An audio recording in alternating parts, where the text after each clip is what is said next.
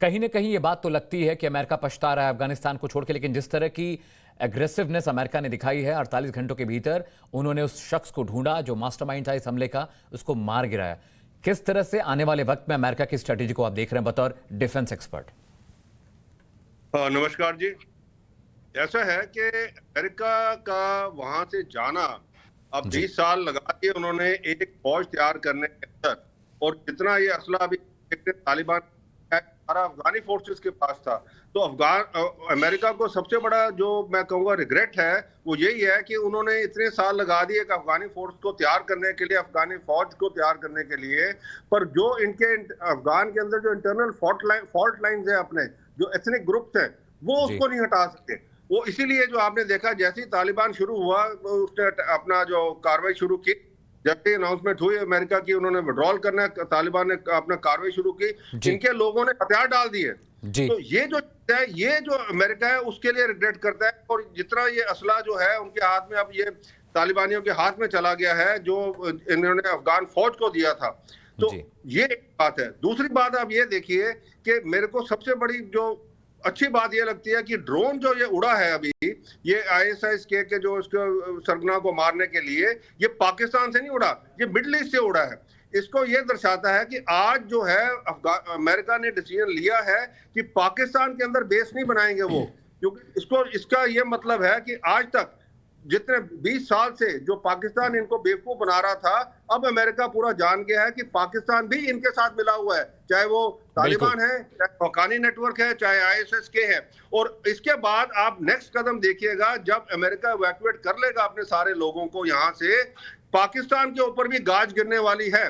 पाकिस्तान नहीं बचेगा अब, क्योंकि पाकिस्तान के साथ जैसे डोनाल्ड ट्रंप ने कहा था कि इतने बिलियन डॉलर दे चुके हैं ये, और ये सिर्फ बेवकूफ बनाते रहे अमेरिका को। अब जो है अमेरिकन जो है, आपको पता है अमेरिकन बदला लेने में बहुत माहिर हैं। अनिल जी, आप साथ रहिएगा, एक और बड़ी खबर आ रही है, मैं आपके पास लौटूंगा। प्रदीप भी मेरे साथ लगातार मेरे सहयोगी बने हुए हैं। अमेरिका ने काबुल में और आतंकी हमलों की आशंका जताई है। अमेरिकी नेशनल सिक्योरिटी टीम ने राष्ट्रपति और उपराष्ट्रपति के साथ मुलाकात में इस बात की जानकारी दी है कि US नेशनल सिक्योरिटी ने बताया कि काबुल में एक और आतंकी हमला हो सकता है, और वो काबुल एयरपोर्ट पर ज्यादा से ज्यादा एहतियात बरत रहे हैं। आसपास के इलाकों को लगातार खाली करने की ताकीद की गई है, हिदायत दी गई है, क्योंकि उनको आशंका है कि एक बार फिर से काबुल एयरपोर्ट पर बड़ा बम धमाका, बड़ा आतंकी धमाका हो सकता है, आतंकी हमला हो सकता है। अमेरिका ने अलर्ट जारी करते हुए कहा कि जो भी नागरिक अमेरिकी एयरपोर्ट के आसपास हैं वो तुरंत वहां से निकल जाएं। जो मेन गेट है काबुल एयरपोर्ट का, हामिद करज़ई एयरपोर्ट का जो मेन गेट है, वहां से खुद को अलग कर लें, अलहदा कर लें, क्योंकि ऐसी आशंका है कि आने वाले वक्त में, अब चूंकि अमेरिका ने स्ट्राइक करके उस मास्टरमाइंड को मार गिराया है, इस्लामिक स्टेट का खुरासन ग्रुप का जो वो शख्स था जिसने ये पूरा ऑपरेशन प्लान किया था, जो मास्टरमाइंड था, उसको मारा है अमेरिका ने, तो अब खतरा ज्यादा बड़ा है, क्योंकि बदला लेना तो इस्लामिक स्टेट भी चाहेगा। और अमेरिकी विदेश मंत्री ने क्या कुछ कहा है इस बयान को लेकर, एक बार आपको सुनवाते हैं, फिर अपने गेस्ट के पास वापस लौटेंगे। सुनिए। The national security team the president met with this morning advised the president and vice president that another terror attack in Kabul is likely, and they are taking maximum force protection measures at the Kabul airport and its surrounding areas with our forces as a result. Anil ji, मैं आपके पास वापस लौटूंगा। मैं आपसे एक बात समझना चाह रहा हूं, 20 साल तक अमेरिका अफगानिस्तान में रहा, इस बात के दावे किए गए कि भारत ने भी अफगानी सैनिकों को ट्रेन करने के लिए भरसक कोशिश की, पूरी जोर लगा दिया।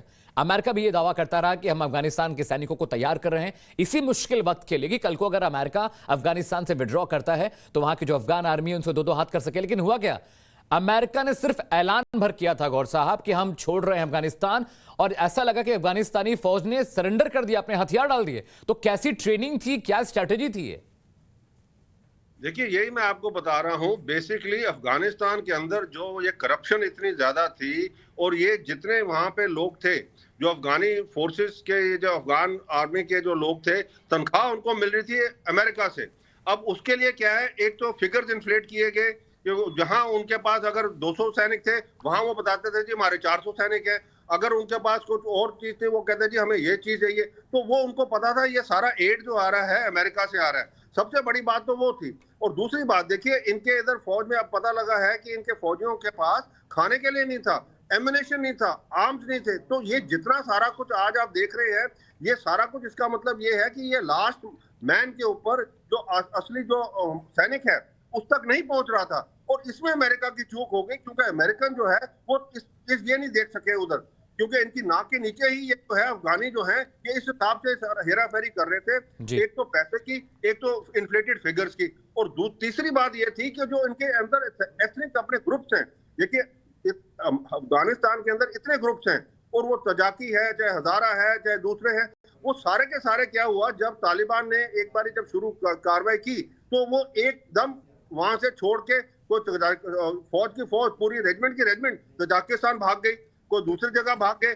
क्योंकि वो नहीं करना चाहते थे, क्योंकि ट्रेन नहीं थे। वो अभी तक सिर्फ अमेरिका को बेवकूफ बना रहे थे, पर ये नहीं उनको समझे, वो उस टाइम समझे कि वो हम अपने आप को बेवकूफ बना रहे हैं। क्योंकि जैसे देखिए, जब तक नेशनलिज्म नहीं होगी, अफगानिस्तान के अंदर सबसे बड़ी प्रॉब्लम ये है कि एक नेशनलिज्म नहीं है उनके अंदर, नेशन की वो जो जैसे हिंदुस्तान के अंदर है, आप देखिए हमारे फौजी है या दूसरे लोग हैं, उनके अंदर नेशनलिज्म है, वो जज्बा है, वो जज्बा जो है अफगानी फौज में नहीं था अफगानिस्तान के लिए। और जब तक वो जज्बा नहीं पैदा होगा फौज के अंदर, तब तक कोई फौज उसको नहीं, आपके मुल्क को संभाल नहीं सकती। इसीलिए मैं बार बार कहता हूं कि हमारी फौज जो है, वो फौज जो है दुनिया के अंदर सबसे अच्छी है। क्यों? क्योंकि हमारे लोगों के अंदर जज्बा है, चाहे वो जवान है, चाहे वो अफसर है। बिल्कुल अनिल जी, और शायद इसीलिए भारतीय फौज दुनिया की सबसे ताकतवर और सबसे वफादार फौज कही जाती है। मैं प्रदीप का रुख करूंगा। प्रदीप, अब चूंकि एयर स्ट्राइक में हमने मार गिराया है, इस्लामिक स्टेट के जो हैंडलर्स थे, जो मास्टरमाइंड, उनको हमने मार गिराया है, अब खतरा ज्यादा बड़ा है ना? हो सकता है कि अब वो ज्यादा ताकत से हमला करें, अब वो ज्यादा ताकत से रिटेलिएट करें। बिल्कुल अमित, आप सही कह रहे हैं, क्योंकि बौखलाहट काफी होगी इस वक्त इस्लामिक स्टेट खुरासन कैंप में, और वो चाहेंगे कि वो रिटेलिएट करें, और उनको मालूम है कि अमेरिकी फौज से तो वो लड़ नहीं सकते। निहत्थे जो लोग हैं इस समय एयरपोर्ट के बाहर खड़े हैं, हो सकता है उनको टारगेट करने की कोशिश करें। यही एक वजह है कि अमेरिका की तरफ से आशंका जताई गई कि एक हमला और हो सकता है, और एडवाइजरी उन्होंने इश्यू करी है। उन्होंने कहा है कि अमेरिकी नागरिक जितने भी हैं या बाकी जो मुल्कों के नागरिक हैं, वो इस समय काबुल एयरपोर्ट के बाहर ना रहें, क्योंकि हो सकता है कि वो दूसरा हमला करने की कोशिश करें, जिसमें ज्यादा से ज्यादा नुकसान पहुंचाने की कोशिश करें। क्योंकि ये लोग जो हैं, ये अक्सर अनआर्म टारगेट ढूंढते हैं, सॉफ्ट टारगेट ढूंढते हैं। आप देखिए, जो गुरुवार के दिन भी हमला हुआ, 60 के करीब जो नागरिक एक गेट पे मारे जाते हैं। अब एक गेट, जो गेट नंबर 4 था, उसमें आप देखिए वो लोग वेट कर रहे थे, जिनके पास पासपोर्ट नहीं था, जिनके पास वीजा नहीं था, बस यही एक उम्मीद थी किसी ना किसी तरीके हम अफगानिस्तान से बाहर निकल जाएं। और आप देखिए, इसमें कहीं ना कहीं तालिबान भी मिला हुआ है। कितने चेक पॉइंट्स हैं? कैसे हो सकता है कि इस्लामिक स्टेट खुरासन प्रोविंस का आदमी आपके काबुल गेट पे पहुंच जाए, आप उसकी चेकिंग ना करें?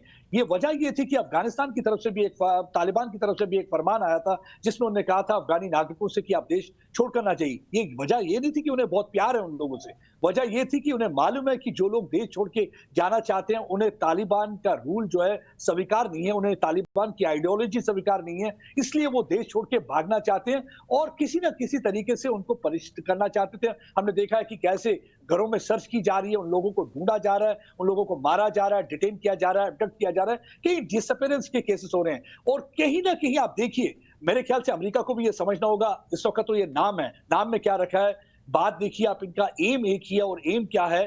ये टेररिज्म है जो जिहाद के नाम पे फैला रहे हैं। यही तो डर है कि तालिबान के आने से अफगानिस्तान में हक्कानी नेटवर्क है, लश्कर-ए-तैयबा है और तमाम आतंकी संगठन मजबूत होंगे। अनिल